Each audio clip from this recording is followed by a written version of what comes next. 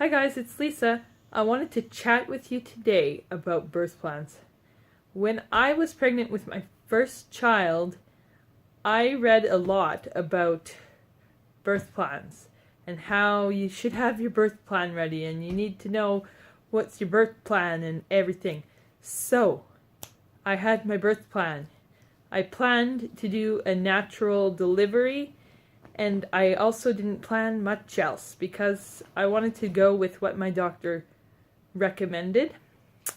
But from my experience, I realized you can take your birth plan and rip it up or put it in a tight little ball and throw it out the window because there's not much you can control about your birth. And that birth plan is setting yourself up for failure, basically. But you know what? The good thing about a birth plan is that at least you are informed about what the options are or what could happen in your birth. That's the only thing I can really see that is beneficial about making a birth plan. So, I will tell you how my birth actually went and how much control I actually had in any of those decisions.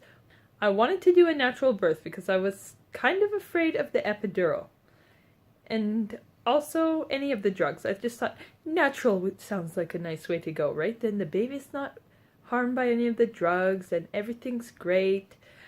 So that was the plan, but my doctor had said to me before I went to have birth, he told me the epidural is there for the mother's help. Don't be afraid to use the drugs because we live in a time where we're fortunate to have that help. So if you need to do it, take it, take it. So that was kind of in the back of my mind when I went in to have birth. So for my baby, I went overdue. I was like 10 days overdue. Actually, 10 days overdue. And then my doctor said they want to induce you 10 days past your due date because after that the placenta starts to deteriorate, I think.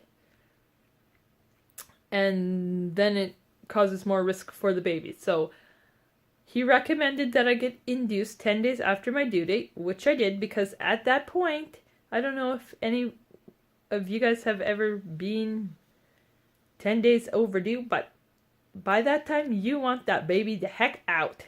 I was so ready for that baby. And to be not pregnant anymore. So, they called me, I think it was like 9 o'clock. I went into the doctor's or the hospital. And I waited and waited until like 3 p.m., I think. They finally took me into the room and got me induced with a Cervidil, I think is what the term is. And that is like a little tampon they stick up into your cervix to soften your cervix if your cervix has not done like anything yet, which mine had not. So I had to get the Cervidil, and then they send you home, and then you're supposed to come back like 24 hours later and see if it had done anything. So I went home. I think that was around like in the evening, like 7 or something in the evening. And then when around 9 o'clock in the evening, it fell out. So then I had to go back to the doctor, or back to the hospital, because if it falls out, you have to go back too. So then we went back, and I don't think they put a new one in.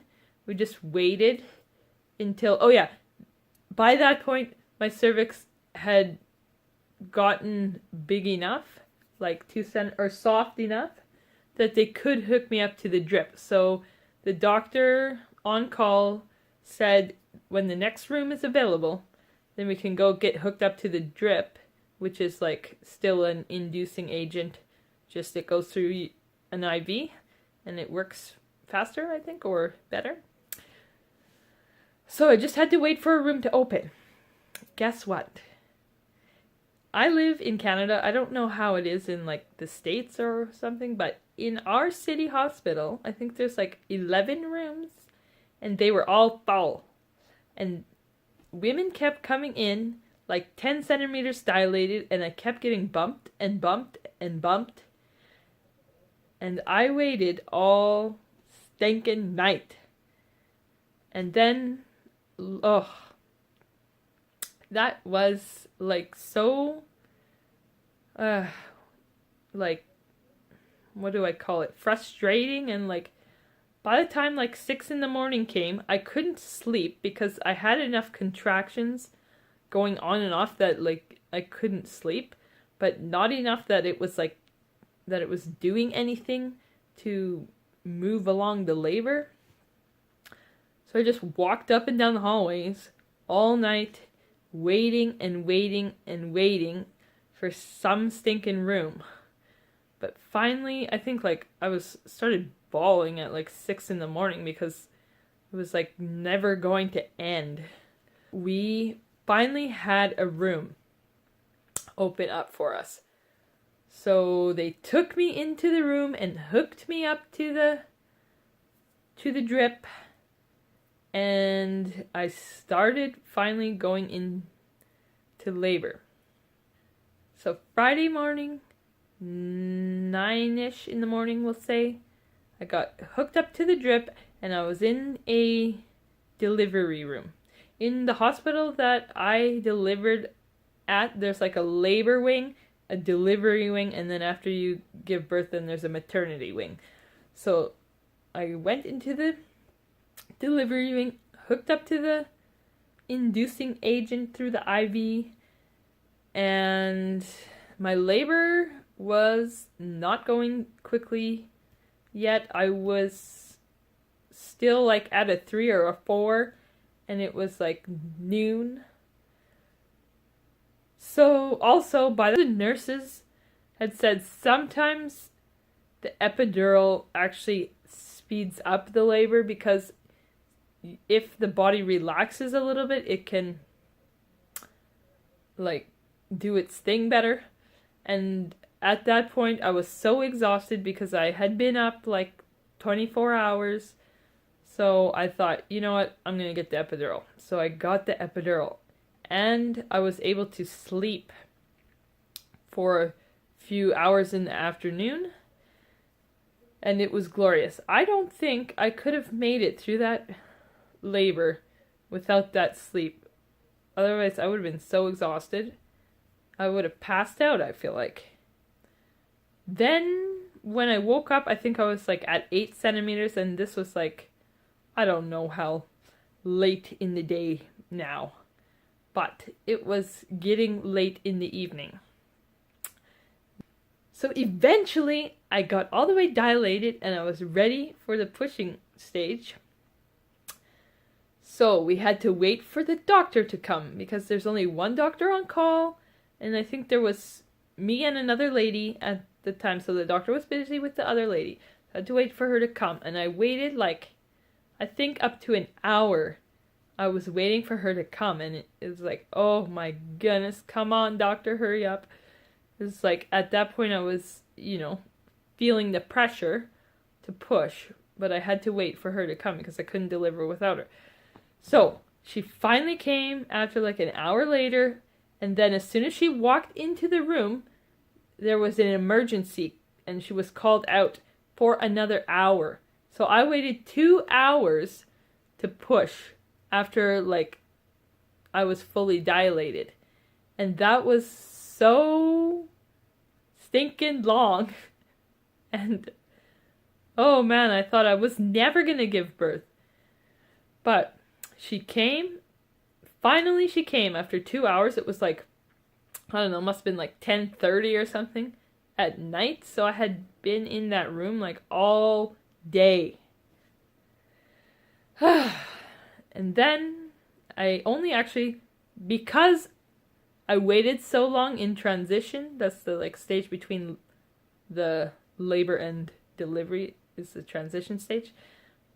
It actually, I think, helped because the pushing stage was not that long. I think it was like 15 or 20 minutes that I pushed and the baby came out.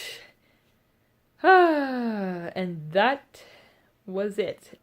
Okay, is that it? So, what went in my birth plan was not too much, so I wasn't able to control when I actually gave birth because she didn't want to come. And then I ended up choosing the epidural instead of going natural because I had been up like Thursday morning starting at like 8 or whatever. Then I stayed up all Thursday night, all Friday morning, and then I had that little nap in between Friday morning and Friday evening, which was maybe a few hours. So, like, I was exhausted. I couldn't handle, the pain anymore, or like, I just couldn't do it. I was mentally done. So I was thankful that I actually had the option for the epidural. And it actually wasn't that scary, though. So I delivered my little baby girl, and she had such big chubby cheeks. Maybe I can insert a little picture of her up here to show you how her cute little cheeks were. My husband, like, dreamed of having a daughter with chubby cheeks, so he got lucky. The first baby he had was a daughter with chubby cheeks. The reason I wanted to share my birth story with you is if you guys are making a birth plan, that's awesome that you're being informed, but please do not feel discouraged if your birth plan does not go the way you wanted it. You will give birth, and that's like a major, trauma to your body. Like, if you and the baby survive, that is awesome. Some people don't survive. So please do not be upset if your birth plan doesn't go the way you would like it to go. Just be grateful that everybody is okay and everybody is healthy.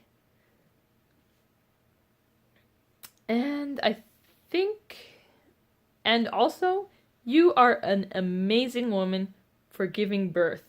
No matter what happened, if it's a natural, if it's a medicated, if it was a C-section, it doesn't matter. Everybody is so awesome for having gone through that. That you just brought life into this world. Congratulations! That's so, awesome that you can be a part of this miracle of birth. I don't think there should be any, regret in how it happened. Just amazement that everything was okay. Okay, that's all I want to share with you today. I'll talk to you in the next video. Bye!